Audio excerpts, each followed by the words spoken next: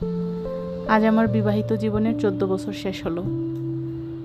14 বছর, 1 বছর আর 2 বছর না, বিশাল লম্বা একটা সময় শেষ হলো। আজকে আমার বিশেষ দিন, কিন্তু আমার মন খারাপ।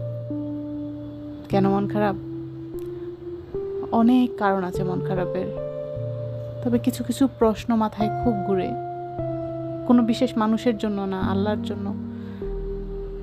আমার 14 বছরের বিবাহিত জীবনে আয়াস যদি আমার বিয়ের 1 বছরের পরেই চলে আসতো, আল্লাহ যদি আয়াসকে আমার বিয়ের 1 বছর পরেই দিত, এখন আমার আয়াসের বয়স হতো 13 বছর, সে বড় হয়ে যেত। তারপর আয়াসের একটা বোন থাকতো,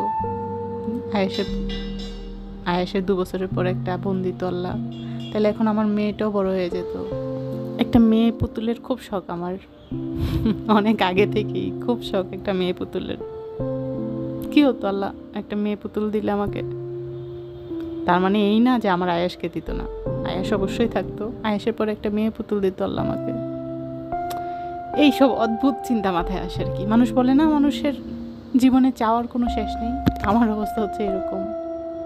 আয়াসকে আল্লাহ দিয়েছে তাতেই খুশি থাকি না, তারপরও আল্লাহর প্রতি কত অভিযোগ। আল্লাহ মাফ করো আমাকে। যাই হোক, মন ভালো করার জন্য একটু শাড়ি পরলাম। এই শাড়িটাও বিশেষ একটা শাড়ি।